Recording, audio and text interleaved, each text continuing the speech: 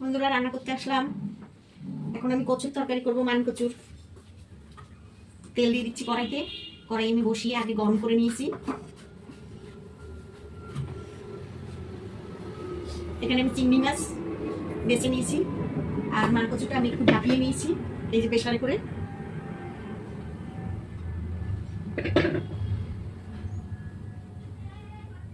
তেল গরম হয়ে গেছে, আমি একবারে ফোড়ন দিয়ে বসিয়ে দেবো। আমি এখানে রাঁধুনি ফোড়ন দেবো। মান কচুতে রাঁধুনি ফোড়ন খেতে খুব ভালো লাগে। আমি এবার চিংড়ি মাছটা দিয়ে দিচ্ছি।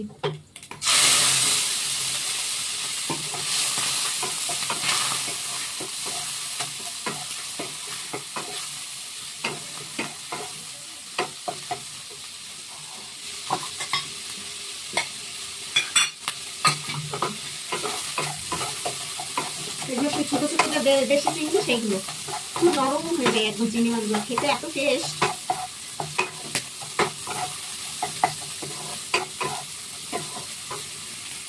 আমি হলুদ দিয়ে দিলাম একটু, আমি নুনটাও দিয়ে দেবো।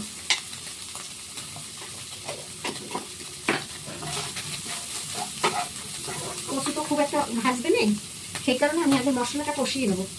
এখানে জিরে আর আদা বাটা একটু দিয়ে দিলাম, আর এখানে ধনে পাতা আর কাঁচা লঙ্কা বাটা।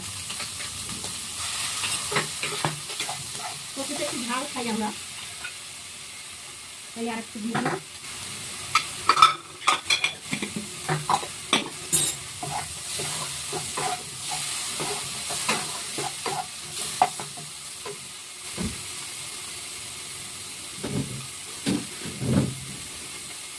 একটা গোটা কাঁচা লঙ্কাও দিয়ে দেবো।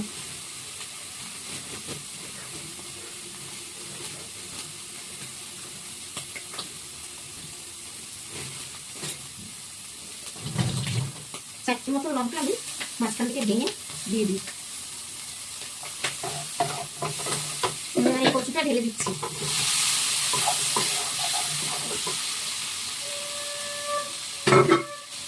কচুতে গরম জল দেবো, আমি এখানে গরম জল করে রেখেছি।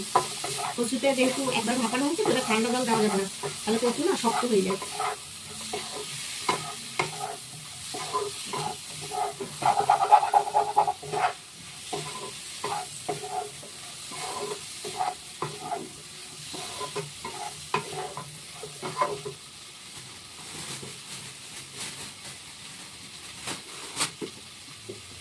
আর একটু নুন আমি দিয়ে দিচ্ছি।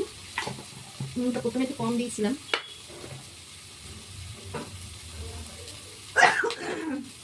একটুখানি কাশ্মীরি লঙ্কা গুঁড়ো দিচ্ছি, বেশি দেবো না।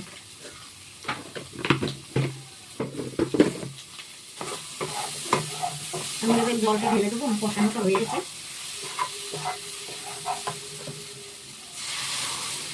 জলটা আমি পুরোটাই দিয়ে দিলাম, কেননা আর একটু সিদ্ধ হবে।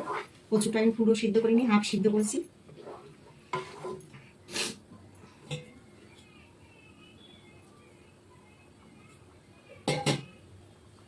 কচুটা সিদ্ধ হবে, আমি একটুখানি ঢেকে দেবো।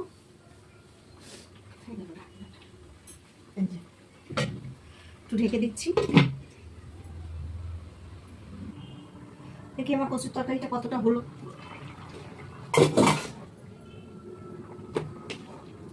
মোটামুটি গলেই গেছে, তবুও মান কচু তো মনে হয় ভালো সিদ্ধ না হলে যদি গলা ধরে। এবার আমি একটু ধনে পাতা দিয়ে দেবো।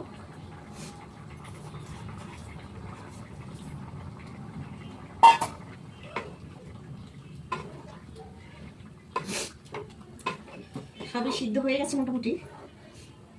ঝোলটা একটু বেশি হয়ে গেছে, ঝোলটা টানাবো।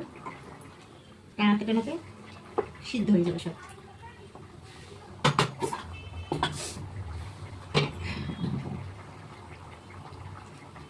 একটু ঢেকে দিই, একবার সিদ্ধ হয়ে যাবে, ঝোলটাও টেনে যাবে। গ্যাসটা বাড়িয়ে দিলাম। তরকারিটা আমার হয়ে গেছে, এবার নামিয়ে দেবো। একদম রেডি।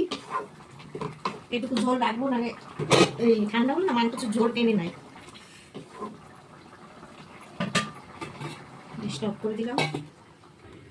এই হলো আজকের মান কচুর তরকারি। এই হলো আমার আজকের ভিডিওটা ভালো লাগলে তোমরা লাইক করো, শেয়ার করো, সাবস্ক্রাইব করো। ঠিক আছে, টাটা। আবার দেখা হবে সবার সাথে। আবার এইভাবে তোমরা আবার আমার পাশে থেকো।